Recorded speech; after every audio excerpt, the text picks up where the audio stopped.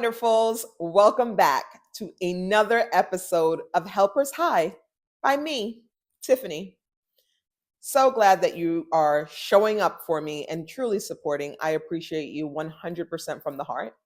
If this is your first episode and you're tuning in here on episode 3, welcome to the Helpers High family. But go back and watch episodes 1 and 2. It'll make more sense that way. Right now, we're going to dive into episode 3. But before I do that, let me just take you back because we can do that now. In episode 1, I definitely brought to you my joy for helping others and why it's so satisfying. Not only is the person that you're helping so grateful, but you yourself are gifted with natural body feel-good chemicals that really do help you to get energy and take you through the rest of your day, week, month, year, all of that. In episode 2, we talked about psychological and emotional safety and how it is in a relationship, how it's built in, what you need to know in order to move forward with your relationships. And also, we did a little bit of a pulse check to find out where you were currently in your relationships. And what I'm hearing is some of you passed with flying colors and others need healing. In this episode, we're going to be talking about knowing your worth. Oh, it's so good. It's going to be so good. Okay, well, let me not talk it out because then I don't want to have to say I said it was going to be amazing and you just thought it was like, Just kidding. Know your worth. Whether you're just hyping yourself up for the day to get ready, or you're in a relationship, or for work, knowing your worth is super important to bringing you joy and peace. I'm going to start with a prop on this episode. We haven't done that yet. We got to keep it moving, right? We got to keep it fresh. A bottle of water I hold here. This particular bottle of water ranges in price from $1 to $8, depending on nothing more than its location and the audience. That's right.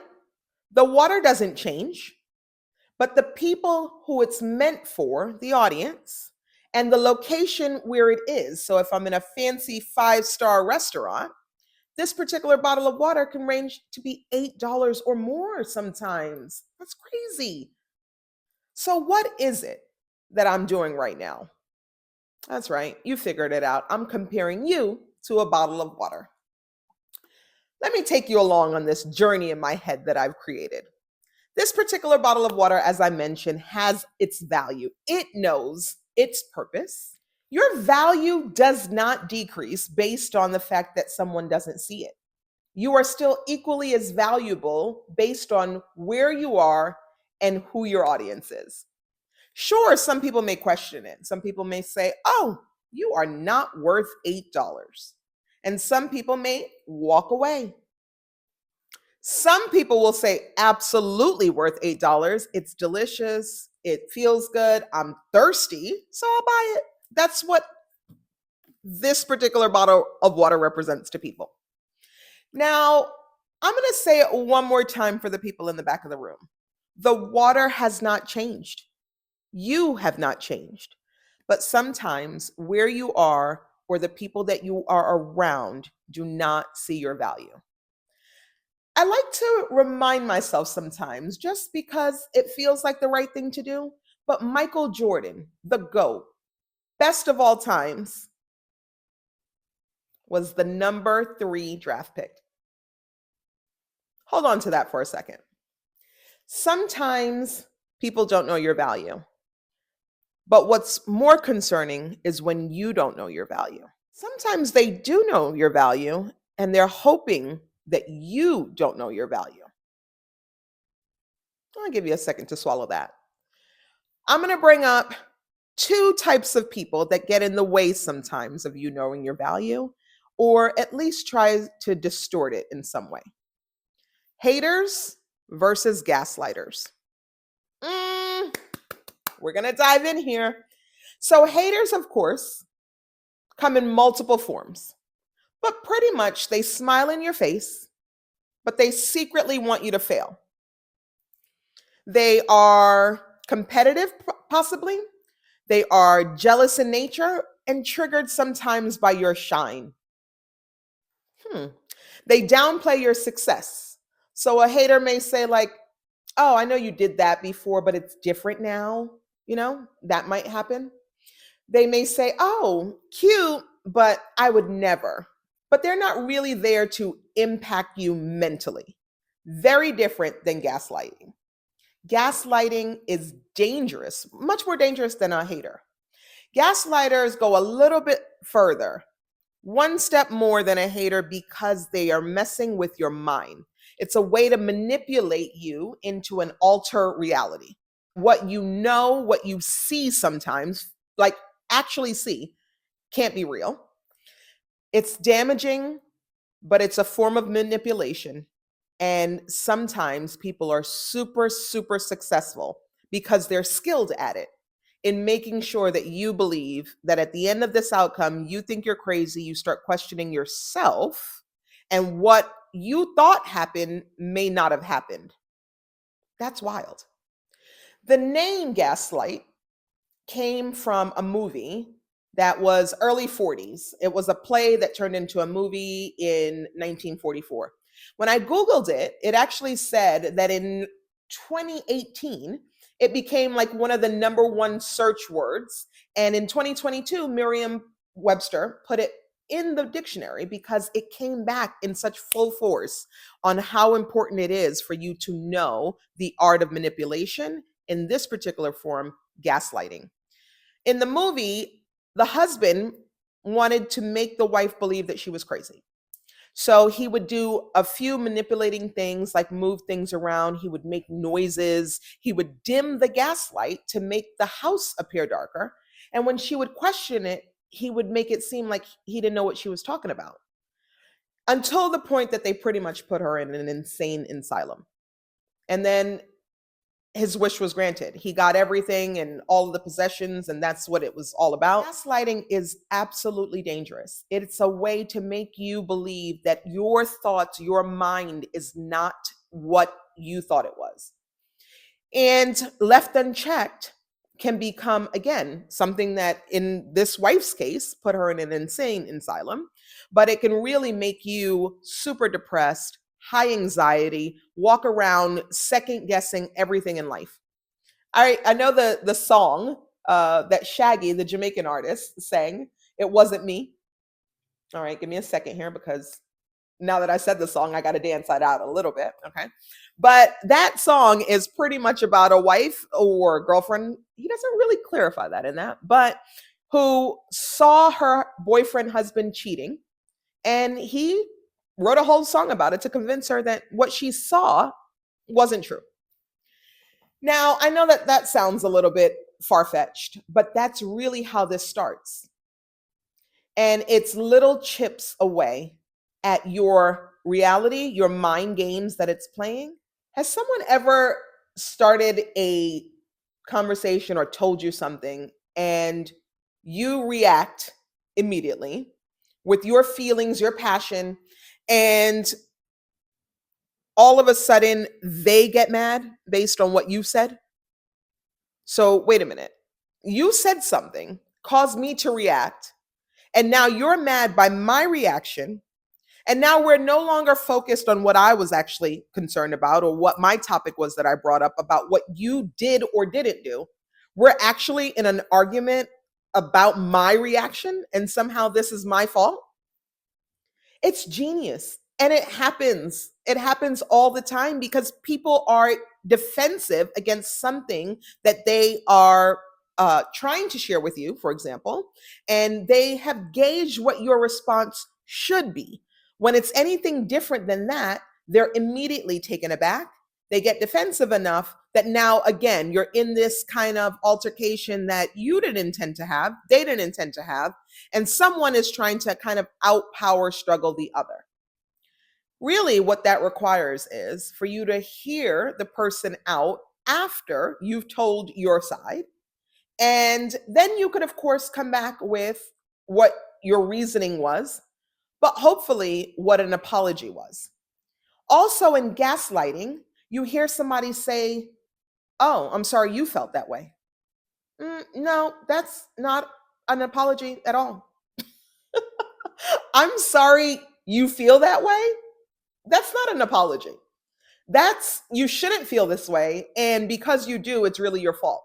So again, it's manipulation in multiple forms and it takes different faces depending on who it's with, the relationship that you have with the person, the level of trust that you already have with that person. You go into the conversation again, hopeful, wanting, especially if it's somebody that you have a strong connection with, and somehow it switches itself around, becomes something that you did, and now it's total deflection over what actually happened. That's a form of gaslighting. It's also frustrating because in gaslighting, the person that's gaslighting you knows to some degree, may not know the extent of the level because they don't know what your self worth is, right? They don't know how you value yourself. But the intent going in is to make you think that what I did was very minimal. It wasn't that bad. It was really thought through. All of the things that you possibly think to say is somehow coming back with an explanation of their why. And when you say to somebody else, this person is gaslighting me, you're confiding in someone else about somebody doing that to you, unintentionally, sometimes you're met with another gaslight. Yeah. So gaslight provoked a gaslight because they come back with, are you sure? She would never do that to you. He doesn't seem like that type of guy. I don't know if that's what he meant by that. And you find them kind of building up what seems to be a defense for the other person. So that again starts to gaslight you because you're now questioning your own reality. If the person that you're confiding in is saying that to you, you start believing that maybe you do have it wrong. Maybe you do have to give the benefit of the doubt. Maybe you do have to give a third, fourth, fifth chance. Maybe that's not as bad as you said. And that, again, left unchecked, becomes very dangerous behavior. What do we do? What do we do when we believe that somebody is manipulating us in this way? We flip the script. That's what we do. So, taking you back to when I was about 10 years old or so, my girlfriend's brother, he was an interesting little fella, now that I say it. He was about 2 years older than me, and he seemed to be what was normal, but a quiet kid. I wasn't quiet, right? So that borderline of me getting in trouble seemed more likely than him getting in trouble. Nobody really knew how he was. But with me, he was very specific and very deliberate on actions that he would do to really annoy me. So I had like long ponytails, for example, and he would take them and pull my ponytails. I would be walking out the room and sometimes he just yanked my head back. Yeah, just like that, like yank me back, like out of my character. And I would say, "What are you doing? What is that? What?" And then one time I told my girlfriend about it, and because she was 5 years older than me. So she was about all these stories are so crazy. She was about 15 years old. And she goes, "No, he wouldn't do that." And I was like, "No, he's doing that. Not once, he's doing it all the time." And he was right there. And he laughed. He was giggling in the back because he knew that she wouldn't believe it because he doesn't do that to anybody else. So then she says to me, "Oh, maybe he likes you." And he was like, "Ew." And I was like, "Oh God, that's gross." But no, he's not doing it like he likes me. He's doing it to hurt me. Anyway, she passed it off, which led me to believe I need to pass it off. Well, that didn't stop him. He continued to do just random acts of ridiculousness. So one day, he actually said to me as he pulled my hair, and I said, "What are you doing?" And he said, "Oh, what are you going to do? Tell? You're a big baby? You're a big baby now? You're going to tell on me?" I whooped his whole ass. That's right, because I was done and I had already come up to the point that if he did it again and I tried to tell and I tried to talk about it and nothing was done, I'm going to have to take matters into my own hand, which I did. So I whooped his ass. But now I had to answer to it because I whooped his ass in a way that he, of course, told. He may have had some scratch marks. So he had to explain it. But here's the thing. I came off as the crazy one. I came off as the one who attacked him because no one believed that he was capable of doing the things that I was confiding, now telling, sharing that he was doing to me.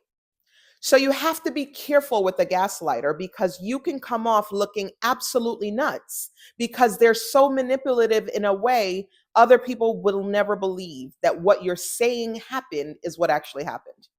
Oh my God, this is so dangerous. So you heard me. This is where we can debate, but this is the truth. Gaslighting or being able to be gaslit is 100% in our control. There are people who are really skilled, really good at it. They study the art of manipulation and they got it down pat. They know how to touch on your weaknesses and they know how to make it really big till the point, of course, that you start doubting yourself. And then they come in as the superhero to help you out with that. That's what gaslighters do. No one can control your thoughts or your behaviors unless you allow them to. That's why self worth is so important. You have to know who you are. That allows people to not be able to take you out of character, to not question yourself, to not question your ability. Regardless of how much practicing and thought they put into it, they wouldn't be allowed to do that when you know who you are. So, what do we have to do? We have to limit our access. And this is easier said than done because sometimes, and most often, the gaslighter is somebody really close to you. It's somebody that you actually trust. In these estate ones that the celebrities have, it's usually their guardian, their closest person. It's their production manager. It's their confidant. It's the person who's been carrying them this whole time. It's usually not even a spouse. It's somebody that they've worked with that knows a little bit more intense details about them. They've been kind of following along, and it's somebody who wants something. So they are in your lives, and sometimes you can't remove them from your life, but you can limit your access. You can always limit your access. And what I mean by that is that you take a minute to call them back. Maybe you don't show up every Friday at their house, or maybe you go to your room and you close the door. It depends on where they are. If they're in your workspace, you're like, oh my God, wait, something just happens. I'll be right back. Let me ping you, running to a meeting, have something to do. You are avoiding contact because you realize the more time you spend with them, the less good that you feel, right? You stay calm. So, in the example that I gave, when I got to that point that I couldn't take it anymore and went off, it wasn't proven that he has been doing this whole time. So now, of course, I looked crazy. He made me out to be the crazy guy, and he is now the victim because even though I told my girlfriend that he was doing that, she didn't believe it, and I never had enough proof. So no one is truly going to believe that that is what is happening to you because you're not really getting the proof. So you may even want to start journaling it on how often it's happening and the number of ticks, the number of things that's being done to you. Surround yourself with people who really, really get you, with people who know you, who you are, whose heart they know, they trust you, you trust them. So, in the same example, when I went to her, I thought I trusted her. She trusted me, but it was her brother, right? So, there was a relationship there that even though that level of trust was there, it superseded because she didn't believe that her brother was capable of doing those things. So sometimes we're confiding, but the person that we're confiding to is not unbiased. So you got to be careful of that too. Now, here's the thing. At the end of the day, gaslighters may try to dim your light, but sweetie, you are the whole sun. They don't get to do that untapped. Either you're allowing it to happen and then you have to take some ownership in doing that, or you have to show it, stop it, and move past them. You don't owe anyone a discounted version of yourself. So I go back to my fancy water bottle prop here. $1 because I choose to. But you better believe that the people who know what I'm worth will be willing to spend the $8. Surround yourself with those people. You stop entering spaces that can't afford you. You are valuable even when others don't see it. You are valuable even when sometimes we don't feel it. We're human. We don't always get up on the right foot. We give ourselves grace because we know who we are. It doesn't matter when other people question you, but it absolutely matters when you question yourself. Now, just like the water, we are essential and hell, sometimes even delicious. The right people at the right time will pay full price for us. We have to know that what they have against us means nothing to us if we continue to walk in our path. Super important that you continue to remember that you were put here for a purpose. You were given a gift, and allow the people to be around you who are going to help you to grow in that way. This has been another episode of Helpers High. I hope it's already started your wheels ticking. No reason to put yourself in spaces where people can't appreciate you unless you choose to. And sometimes we do. It's our choice. See you next episode of Helpers High, and together we make magic.